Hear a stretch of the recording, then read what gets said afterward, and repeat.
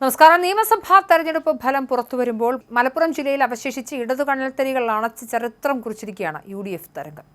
ജില്ലയിലെ 16 മണ്ഡലങ്ങളിലും വിജയിച്ച് സമ്പൂർണ്ണ വിജയമെന്ന അപൂർവ നേട്ടം സ്വന്തമാക്കിയ UDF ഇടതുപക്ഷത്തിന് ജില്ലയിലെ സ്വാധീനത്തെ പൂർണ്ണമായും ഇല്ലാതെയാക്കി. പതിറ്റാണ്ടുകളായി ഇടതുപക്ഷത്തെ ചേർത്ത് പിടിച്ച പൊന്നാനിയും രൂപീകരണ കാലം മുതൽ KT ജലീലിനൊപ്പം നിന്ന തവനൂരും ചുവപ്പ് പാത ഉപേക്ഷിച്ചതോടെ മലപ്പുറത്തിന്റെ രാഷ്ട്രീയ ഭൂപടം UDFന്റേത് മാത്രമായി മാറുകയാണ്. തെരഞ്ഞെടുപ്പ് രാഷ്ട്രീയത്തിലെ അട്ടിമറി വീരൻ എന്നറിയപ്പെടുന്ന KT ജലീലിന് ഇത്തവണ സ്വന്തം തട്ടകമായ തവനൂരിൽ കാലിടറി.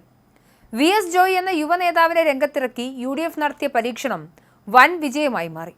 സാമുദായിക സമവാക്യങ്ങൾക്കപ്പുറം ജനകീയനായ ഒരു യുവ നേതാവിനെ ജയിപ്പിക്കാൻ മുസ്ലിം ലീഗും കോൺഗ്രസും ഒറ്റക്കെട്ടായി പ്രവർത്തിച്ചപ്പോൾ 14,647 വോട്ടിന്റെ ഭൂരിപക്ഷത്തിന് VS ജോയി നിയമസഭയിലേക്ക് തെരഞ്ഞെടുക്കപ്പെട്ടു. ജലീലിന്റെ രാഷ്ട്രീയ ജീവിതത്തിലെ ഏറ്റവും വലിയ ആഘാതമായി പരാജയം മാറുകയാണ്. മാറ്റത്തിന്റെ കാറ്റിലും വീഴാത്ത ഇടതുകോട്ടയെന്ന് വിശേഷിപ്പിക്കപ്പെട്ട പൊന്നാനിയും ഇക്കുറി UDFനൊപ്പം നിന്നു. സ്ഥാനാർത്ഥി നിർണയത്തിലെ പാളിച്ചകളും ഭരണവിരുദ്ധ വികാരവും CPMന് വിനയായി.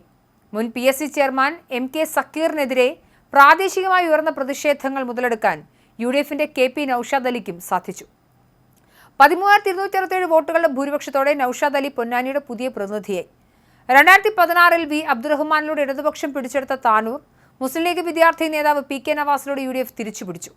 27,131 വോട്ടിന്റെ മികച്ച ഭൂരിപക്ഷത്തിലാണ് നവാസിന്റെ വിജയം. അതേസമയം താനൂർ വിട്ട് സ്വന്തം മണ്ഡലമായ തിരൂരിൽ മത്സരിക്കാനെത്തിയ മന്ത്രി V അബ്ദുറഹ്മാനും കനത്ത പരാജയം നേരിട്ടു. കുറുക്കോളി മൊയ്തീൻ 24,137 വോട്ടിന് അബ്ദുറഹ്മാനെ പരാജയപ്പെടുത്തിയതോടെ മന്ത്രിസഭയിലെ പ്രമുഖ അംഗത്തിനും നിയമസഭയ്ക്ക് പുറത്തുപോകേണ്ടി വന്നു. മലപ്പുറം ജില്ലയിലെ UDF വിജയത്തിന് തിളക്കം കൂട്ടിയത് PK കുഞ്ഞാലിക്കുട്ടിയുടെ ചരിത്ര വിജയമാണ്. വേങ്ങര വിട്ട് മലപ്പുറത്ത് മത്സരിച്ച കുഞ്ഞാലിക്കുട്ടി 85,327 വോട്ടിന്റെ റെക്കോർഡ് ഭൂരിപക്ഷമാണ് സ്വന്തമാക്കിയത്. സംസ്ഥാന ചരിത്രത്തിൽ തന്നെ ഏറ്റവും ഉയർന്ന ഭൂരിപക്ഷമാണിത്. വേങ്ങരയിൽ കുഞ്ഞാലിക്കുട്ടിക്ക് പകരം മത്സരിച്ച KM ഷാജി 30,325 വോട്ടിന്റെ ഭൂരിപക്ഷത്തിൽ വിജയിച്ചു. ജില്ലയിലെ മറ്റ് മണ്ഡലങ്ങളിലും UDF വൻ ആധിപത്യമാണ് പുലർത്തിയത്. തിരുരങ്ങാടിയിൽ PMA സമീർ, മഞ്ചേരിയിലെ റഹ്മത്തുള്ള, കൊണ്ടോട്ടിയിൽ TP അഷ്റഫ് അലി എന്നിവർ കൂറ്റൻ ഭൂരിപക്ഷം നേടി. കഴിഞ്ഞ തവണ വെറും 38 വോട്ടിന് വിജയിച്ച പെരിന്തൽമണ്ണയിൽ നജീബ് കാന്തപുരം ഇത്തവണ 32,431 വോട്ടിന്റെ ഭൂരിപക്ഷം നേടി കരുത്തു തെളിയിച്ചു. വണ്ടൂരിൽ AP അനിൽകുമാറും നിലമ്പൂരിൽ ആര്യാടൻ ഷൗക്കത്തും മികച്ച ഭൂരിപക്ഷത്തോടെ വിജയം ആവർത്തിച്ചു.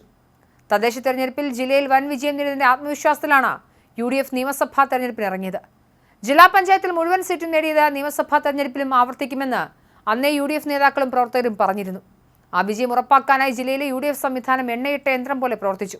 ജില്ലയിൽ സാധാരണയായി തെരഞ്ഞെടുപ്പ് വേളയിൽ തലപൊക്കുന്ന കോൺഗ്രസ് ലീഗ് തർക്കങ്ങൾ നിയമസഭാ തെരഞ്ഞെടുപ്പിന് മുമ്പേ നേതൃത്വം ഇടപെട്ട് പരിഹരിച്ചു. UDF എന്ന ലേബലിൽ ഒറ്റക്കെട്ടായി പ്രവർത്തകരും രംഗത്തിറങ്ങി. ഇതിനൊപ്പം ശക്തമായ സർക്കാർ വിരുദ്ധ വികാരം UDFന് വോട്ടാക്കി മാറ്റാനും സാധിച്ചു. എന്തായാലും മലപ്പുറം ഇങ്ങ് ലീഗ് എടുത്തു എന്നുള്ളതാണ് യാഥാർത്ഥ്യം. പൂർണ്ണമായും അർത്ഥത്തിൽ UDFന്റെ കോട്ടയായി മലപ്പുറം മാറിയിരിക്കുകയാണ്.